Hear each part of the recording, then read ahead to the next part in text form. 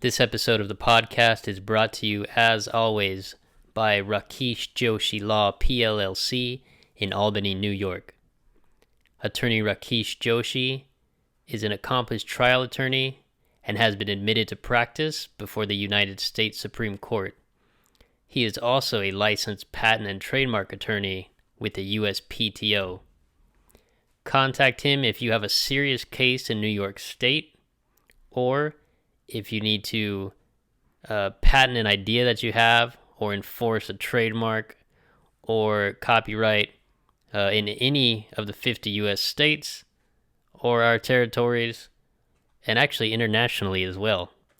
You can call him at 518-635-0725 or visit his website to learn more and send an email at rakeshjoshilaw.com. Last Sunday, today's Sunday. Today's Sunday, right? Okay. So, literally, last Sunday night he said we're going to go in lockdown. The governor said that. Sorry, I'm confusing everything. Last Sunday night, New York City mayor said, starting Monday morning, schools in New York City will be closed. And all the gyms, gymnasiums, and restaurants will be closed. Okay. Now, the feds actually did it 1 week even before that. But this guy just decided that. And in fact, to top it all, he went to the gym that Friday night or Saturday night to get one last workout in. Are you kidding me, buddy?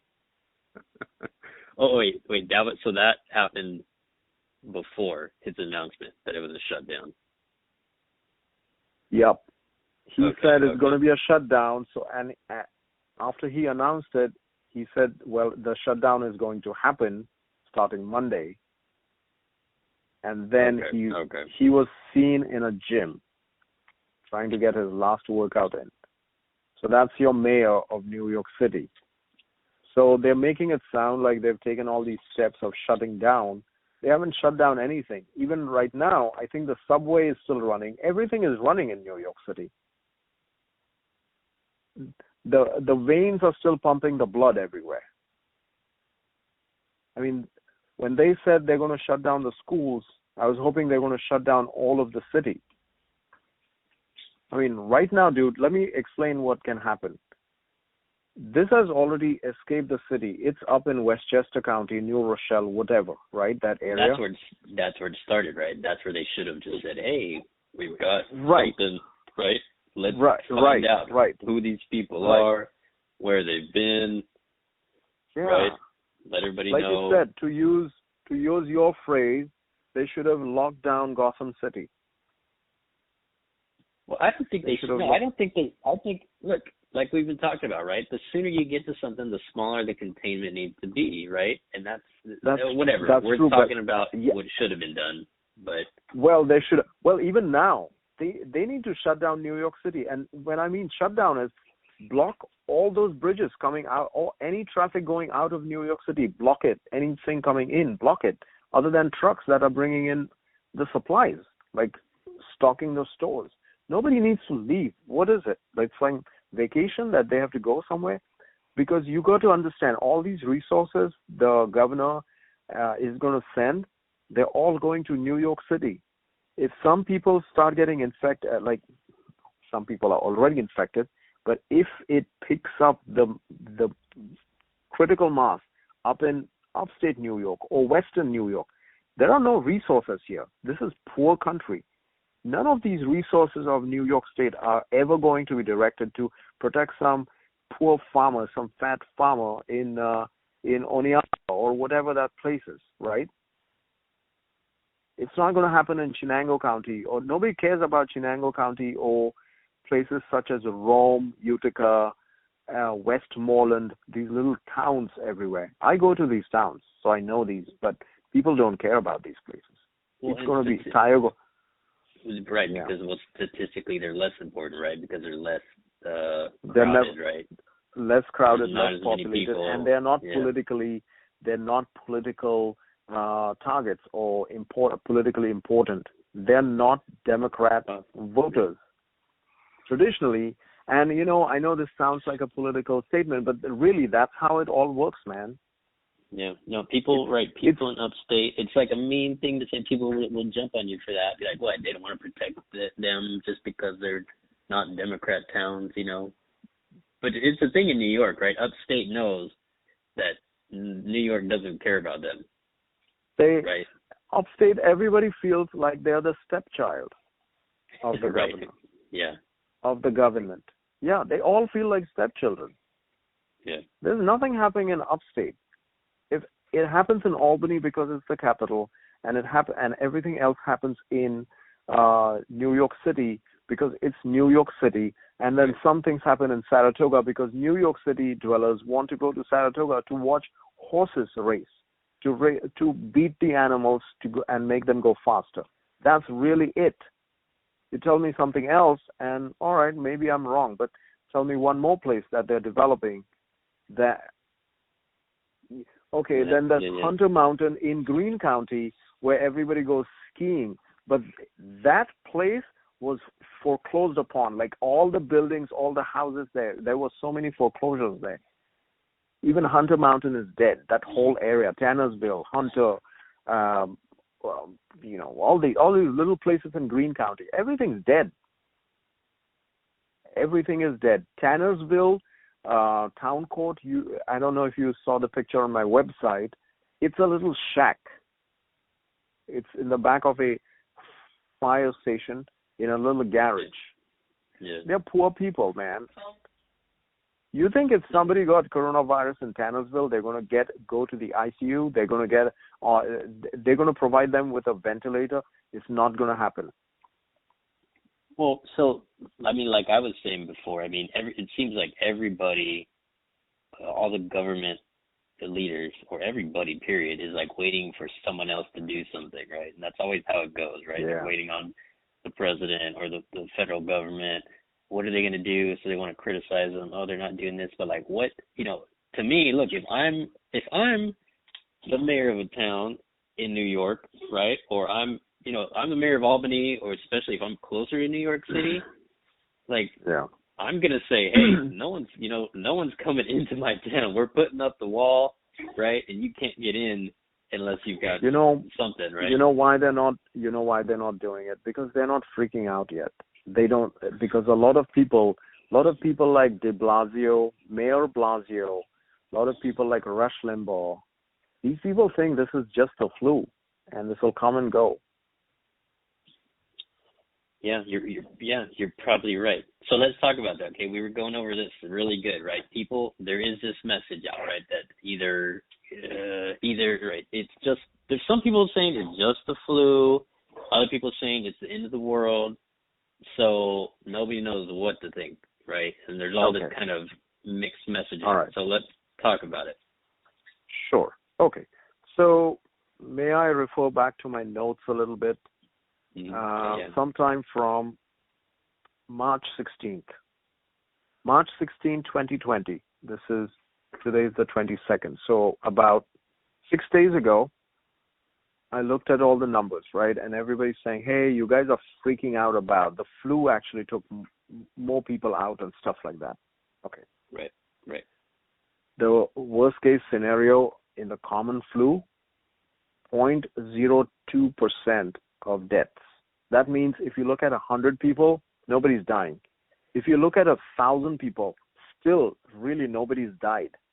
If you look at 10,000 people, then 2 people have possibly died. Okay?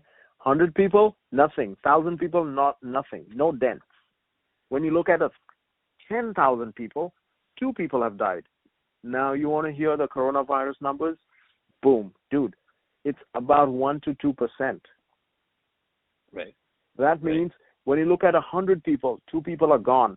1,000 people, 20 people are gone. And when you look at 10,000 people, I'm going to repeat the number. Common flu, 10,000 people, only 2 people dead. In coronavirus, 10,000 people, 200 people dead. Right. Now, the common flu has also got a lead on this one. It's been around for decades, centuries, whatever you call it, right? It's mutated a little bit, but you are immune to it. People can fight it. I am guilty of it. I worked through the fever. A lot of you say, well, how do people die of the common flu? Well, they die because it's the common flu. Nobody takes it serious. Right. Nobody takes it seriously. They work through the fever, and it really becomes very, very, it becomes very, very serious. And it doesn't kill many people at all. Correct. And everybody in America has got that common flu at least once in their lifetime, at least once, maybe dozens of times. Yeah. And it still takes out only about 60 to 70,000 people. And when I say only, I understand that's a huge number, but when you look at the entire population of America, 330 million people, if it's taking out on a best day about 20,000 people, worst case scenario about 60,000 people in a year. So this is right. This is at the crux. Coronavirus has just been around for about 3 months now in America. Right. Only 3 months.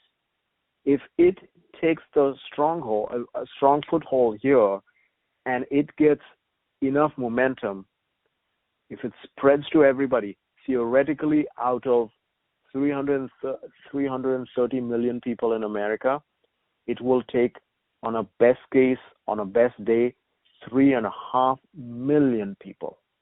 Mm-hmm.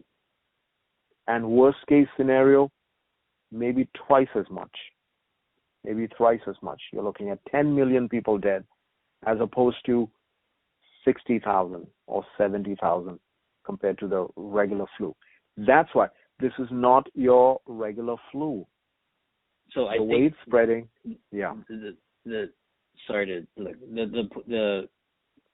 the people on TV, right? Dr. Fauci, everybody else are failing to make this point to everybody. That's very. I don't know why they. You know why they're not making it though? Because they don't want to scare everybody. Well, but the figures are coming out. I don't think it scares people though. I think it's.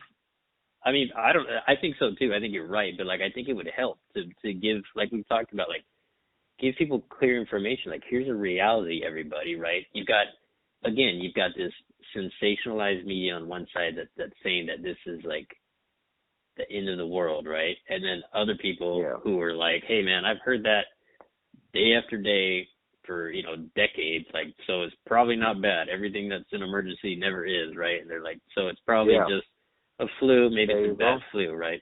The point is though, and what the CDC people and, the scientists should be saying is exactly what you just said, hey, this is just the start. What we're really afraid of is of this becoming, the flu 2.0, because this is the flu on steroids. This is nasty. It hurts people.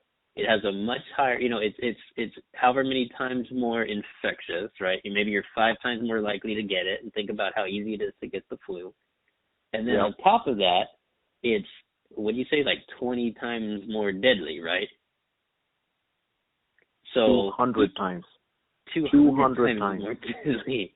Yeah. 200 times more deadly. More deadly. So, it's guys, like this. We don't want this in the system, guys. We got to stop this now, because we don't want it to come back in the fall. You don't want this. And then again, and then again. Yeah, you're playing with fire, because once it's here, well, even now, unfortunately, it's here. It's not going anywhere.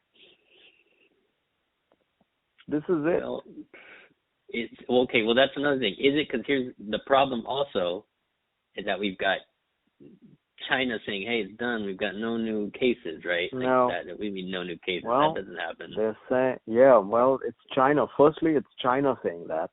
Right. Why don't you do this? Why don't you ask the Taiwanese if they believe what China is saying? Maybe Taiwan will tell you what they think about it. Which is they'll say, China, that's absolutely. Yeah, you remember that video? Trump, don't trust China. China is asshole. That was a good one. Yeah, no, it's like you said, right? Taiwan, the reason they were so successful at blocking it out is because they don't believe anything China says. They know. Oh, yeah. Dude, they are on lockdown regarding China every day. Every day. Whether it's coronavirus or if they're just China just making extra ice cream for them. They don't eat anything. They don't trust anything. It's like the China to Taiwan is like that guy in the minivan who's offering candy. Nice. Yep. Good one. Yeah, they're not. China is molester in chief, or whatever you call them in chief. Yeah. Taiwanese are not taking candy from that van. Yeah. And that's why they don't have the numbers. They might have the numbers if things go bad and they don't contain it on their own, but they're not taking it from China anymore. There's a saying in India, maybe it will make no sense to you right now, but there's a saying in India that once scolded by hot milk, the cat blows on even buttermilk before she drinks it. Now, buttermilk normally is served cold, right? Room temperature. Right.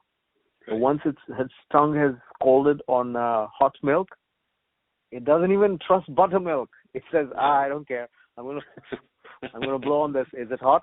What's going on? That's what it is with Taiwan.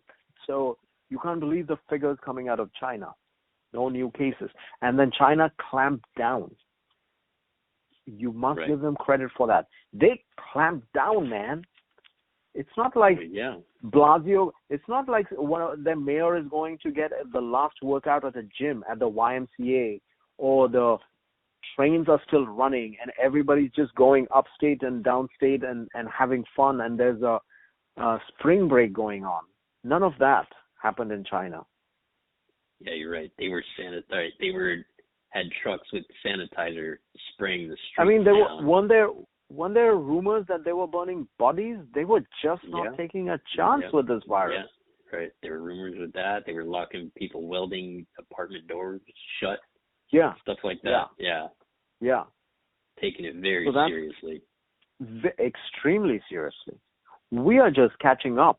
We are trying to catch a train that is accelerating. We think we're going to catch it. We know what happens when you're trying to catch a train that is taking off. The bad news is the good news. Let me give you the good news first. The good news is we are running faster as well. We are picking up speed. The bad news is the train is outrunning us because it's a train. Yeah. Who's the other guy who's on CNBC a lot? He's and the president listens to him too, but he's also failed to make this point. He's made a lot of good points, but I want to say this, the point that we're making as many times as possible, because it's like, I've heard people say that stuff like that, right? Like, hey, we're not getting ahead of it. We need to flatten the curve. We're trying to stop a train, stuff like that, right? But again, the point is, we do not want this to be a regular thing, because if it's a regular thing, that's where the problems are going to be. Correct. It's just a couple months and it's gone. It's not disappeared. Let me say it this way. Let me say it this way. You want to lock down everything in the United States. You want to recognize everybody who's been infected, okay? And you want to treat everybody. People who die are going to die, and those who don't die should be permanently designated a coronavirus offender status. I know I'm joking here. I'm really joking. Like how we have the sex offenders list, we should have a coronavirus list. Yeah. These people should be permanently aware, and others should be aware, and permanently stop that spread. The only way we can stop this virus is stop its spread. It cannot do anything without spreading. Right. But again, why is what you want the solution forever. You want the solution forever in the entire world. That's what will have to happen. And if you want that permanent solution in America, you'll have to do that for people already existing here. And from here on, you'll have to monitor all traffic forever. Is it possible? It's probably not possible. But we still got to try, because if this goes around, it's like HIV. It's like HIV, man. You'll have to spend so much to cure people. And if we find a cure, and they're saying they're working on the vaccine, at least till then, for 1.5 years to 2 years, until the vaccine is out, what we need to do is clamp down and have a permanent number for people. This is the only solution. If you let it spread for 1.5 years and it comes back and it attacks more people, you're looking at millions of deaths. You're not looking at flu-like numbers. Right, but see, I don't know, when you say HIV, I know what you're saying, right? But again, I think one of the issues, because I hear that too, right? And it's the why that's missing, and Americans ask why, right? Yeah.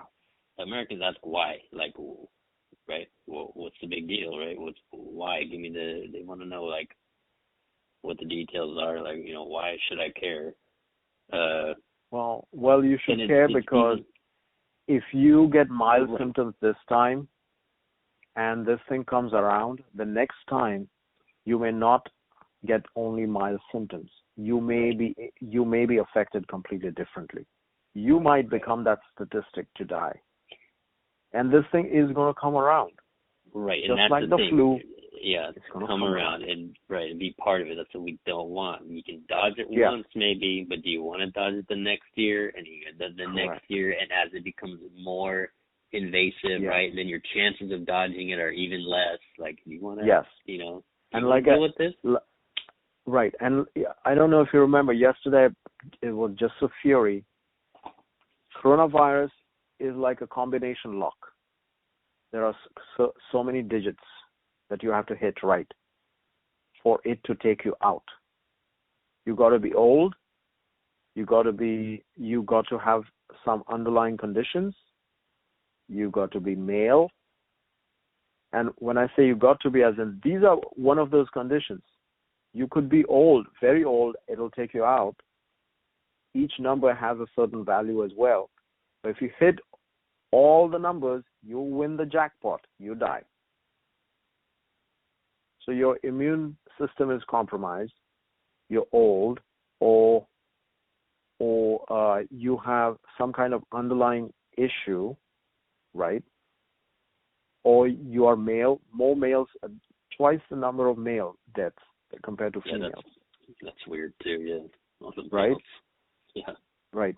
Or another element could be you're just stressed, and that brings your immunity down. Your nutrition, maybe your nutrition is low. Some people are talking about vitamin D or vitamin C or some deficiencies. So there you go. So nutrition, stress, age, underlying issues, so many things. And some of these numbers are also interchangeable. You may not be old, but you're going to die if you're young, but you still have some serious underlying issues like cancer survivors and stuff like that. So that's the thing. So today you may not hit all those numbers, but tomorrow you may fall in that category. And that's when it might take you out. That's why everybody needs to be worried and not be selfish, not saying, nothing happened to me, I am great, I'm very strong. You may be strong this time, but what if it comes around? Yeah, and like, even I think in addition to that, right, because again, the numbers don't change where if we say, hey, right, this, out of all the people that get it, how many percent are going to die, right? 1%, right? So like 1%. 1 to 2%. 1 to 2%. So people let's say, not underplay this. In Italy, about 7%. I know, 7% are dying.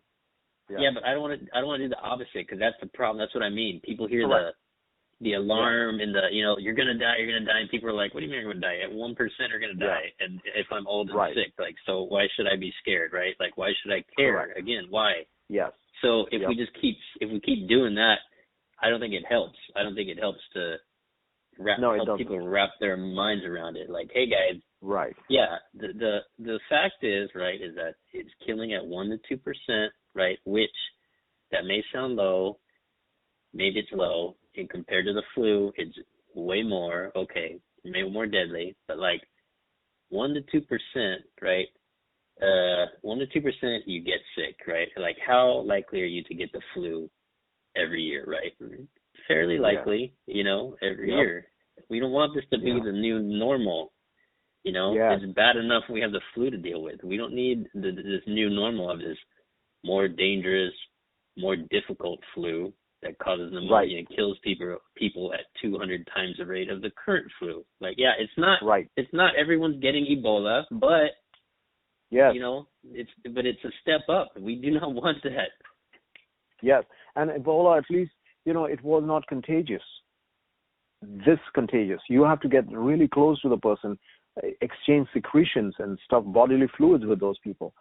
This is like the flu. Now, you make a great point. How often do you get the flu? Pretty often. This is just like that. You can get this pretty often, except when you get it, it's not like the flu. Then the game is on. It's extremely serious. And yes, it's only 1 to 2%, but you can fall into that 1 to 2% at some point in your life. Right. Exactly. What the government is trying very hard to do is contain it at least for a year or two until they have a successful vaccine. Right. Right? And that's going to be maybe 1 or 2 cycles of the flu season. So right now, if we don't fall within the 1 or 2%, great. But we don't know about the next season, which is coming pretty soon. Because right now, we're just walking into April. April, May, June, July, August, and maybe September. Yep. We have 6 months. We are not going to have a vaccine in 6 months. Right. Then it's flu season, back in action, right? Game on. October, November, December, January, February, March. We are in March right now, April, another 6 to 7 months. Are we going to keep doing this? And what if this keeps hitting us? We still don't know how it hits the same person and how many times it can hit the same person and how many times that person can get weakened. So I may be hit by it twice in one season, and the first time I fall in the 98% that nothing happens to me. At least I don't die, right? Mm-hmm. Or even luckier in the top 60% where very mild symptoms. But when it hits me twice in the same season, I may slide into like the severe symptoms. Still not critical, not dying, but severe, which means permanent lung damage. Right. And I don't know if people... Yeah. Go ahead. No, you go ahead, but I just feel this is serious, man. It's a little bit worrisome, Yeah, you're right, and again, I think it's again, when I talk to people and I listen to people, and I think that disconnect is why, right? It's hey, everyone's overhyping it. It's the end of the world. I don't know what to think. Why? What's the big problem? And it's that, hey, guys, let's think about it like this. If this thing becomes as prevalent as the flu, you're 5 times as likely to get it as you are the flu, right? Every year, I'm very good. I wash my hands a lot. I avoid, sick people. I try and take very good care because I don't want the flu. If I get the flu, I'm out of work for the week. I feel terrible. I don't want to get it. So what if this thing is as prevalent, right? In some future time soon, in a couple of years, this thing is as prevalent as the flu, only it's 5 times more contagious. So you're 5 times more likely to get it in the first place, right? It actually kills people at 1 to 2%.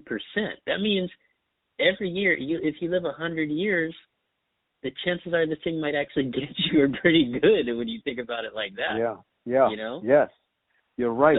So that means eventually everybody's going to get old, and eventually if we don't have a successful vaccine, this is how you're going to go. Yeah, right. This is how you're going to go. So now, why don't you look at how you're going to go? Yes, this is your guaranteed ticket now. This is the only way you're going to go. If nothing else takes you out, you got one ticket, buddy. If all else fails, you're going to die of coronavirus. Right. If we don't have a successful vaccine. Right. And maybe we won't. And another thing I'm thinking is, once you get the disease, once you're infected, and you do not show any symptoms and was low in your body, how is the vaccine going to affect those people? Are the trial runs going to change? Is the vaccine going to work on pre-infected people the same way as never infected people? Mm-hmm. I don't know, because it's a virus. and how viruses work. They don't work like bacteria or protozoans, right? Like those malaria, those little cells, man, prokaryotes and eukaryotes, as we call them, like, the Plasmodium vivax and all those malaria, organisms. And then there's bacterial infection, and there's viral infection. Viruses are completely different. They enter your cell, they just destroy your cells, and they replicate. This is the same thing. It goes in your lungs, enters the lung cells, and it destroys the lung cells. Your lungs are literally destroyed cell by cell, one cell at a time. Yeah. There's those even the video you showed me earlier, right? And probably people have seen where they have the X-rays, the chest X-rays. Yeah, they look like glass, like cloudy glass. The honeycomb, right? That the people who get this badly, it eats up their lung, destroys their lung. Yeah. Yeah. It's like the flu and SARS combined. So yeah, that's the problem. You're right. And then this is not a nice way to go, where you get the flu really bad and then you get pneumonia, so you suffocate, basically you're suffocating to death. Exactly. You drown in your own secretions. It is the response, the immunoresponse of your own lungs that's killing you. What a way to go. Drowning in your own fluids. And that's what people need to understand. Like, we've all got the flu. Have we ever been scared of the flu? How many people do you personally know that have died of the flu? I only know one. You do? Wow. That, you know what? Yeah. That's right? A big number then. Yeah, because I don't know anybody. So it's pretty uncommon, but right now we are hearing all these deaths, and my only issue with this whole thing is people just need to take it seriously. They need to believe that, yes, they're doing fine. 98% of the people have not died, and you got only mild symptoms. But guys, it can take you out once you hit all those digits on the combination lock. Right now, maybe age, your fitness, 1 or 2 digits are in your favor.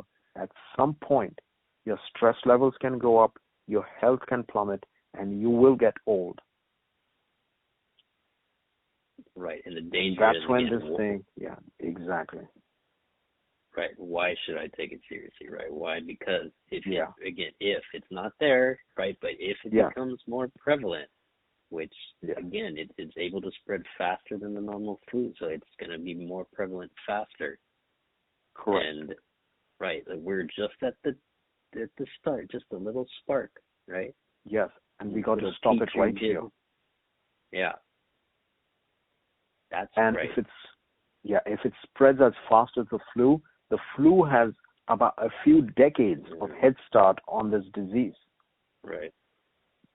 This one can achieve that within 2 or 3 years. Yeah, right.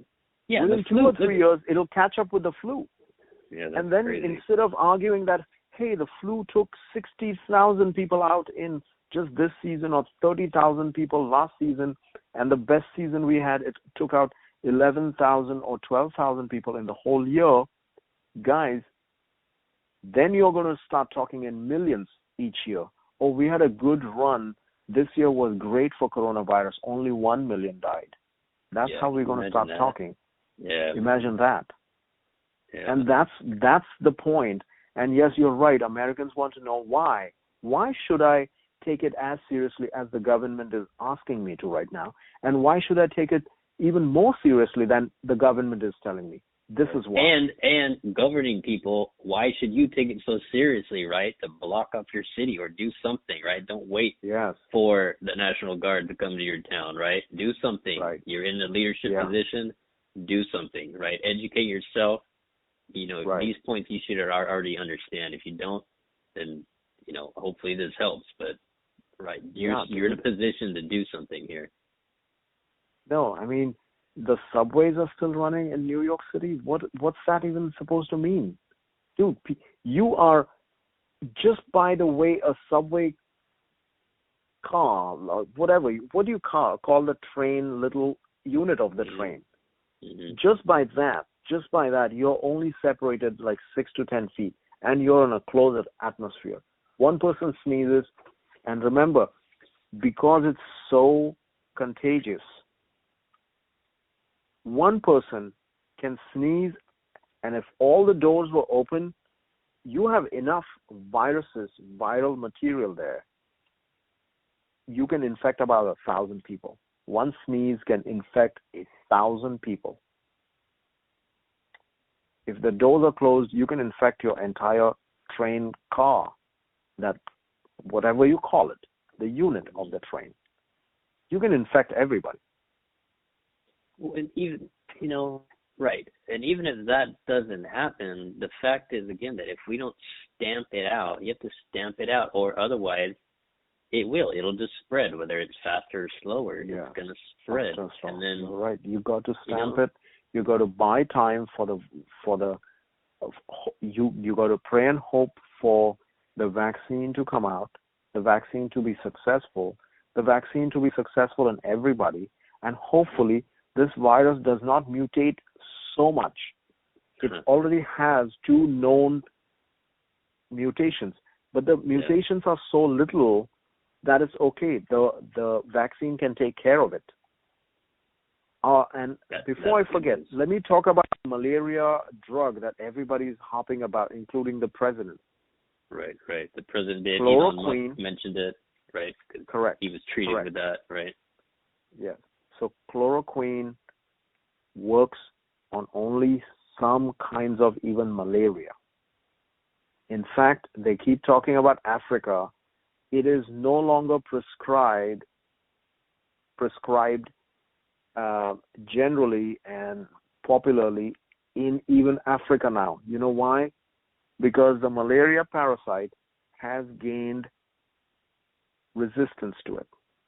Also, it is not effective on one kind of even malaria, the Plasmodium. I forget the last name of it. It does not even work on that. It never worked on that.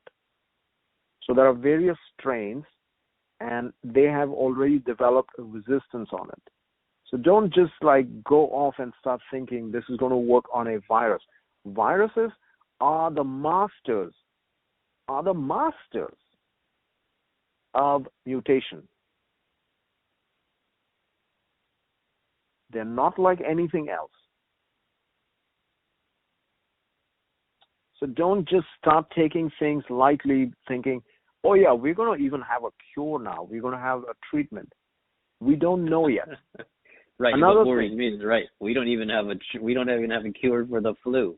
We've got a flu shot that doesn't really do it, Yeah, and exactly. That's just the normal old flu. And I don't know if many people caught it when Anthony Fauci said, well, it's anecdotal. We don't know how many dosage to give. And then Trump comes up and he says, well, let me just add what I'm saying, and I'm a smart man myself. They have used it. We know the side effects. We know it doesn't kill anybody. And so we kind of know the side effects. So we know how much to give and what to do. Mr. President, let me just tell you this. If Anthony Fauci says there are no clinical trials and this has to be properly done, it has to be properly done. You know why? Because even with chloroquine, when you give it to people, and if you give too much of it, it can cause death. Right. That's what I've been reading. And I wish Trump even said that. Oh yeah, if you give excess, it can kill you. The medicine can kill you. Another thing is, if you keep giving it for a long period of time, 5 to 6 years, you can develop retinopathy. You can have issues with your vision. Your retina is destroyed by it. So let's not just say, just because something's been used, it doesn't kill, and we know the side effects means we can immediately start it. Fauci is correct. we don't know what this virus is doing in the person and how vulnerable those people are right now. It may be a great drug, but neither Trump nor Musk are experts in that field. Elon Musk definitely way smarter than Trump. I understand that. Maybe he's done a little bit of reading, but I don't think he knows as much about malaria medicine, or coronavirus as much as he knows about rockets and electric cars. He's a genius there. Here, he's not yet caught up. So let's not play God here. Let's not do that. Let's actually really take this seriously. And the people who are fit and it shows mild symptoms, there's one more thing I have to tell them. I'm sure they have old parents. Everybody has parents. Some are here and some have left us. So we need to care about those people too. So that's my answer. That's the why. When you say why should I take this more seriously, is when the flu has taken more people out, is because this guy has just landed and he's already a knockout artist.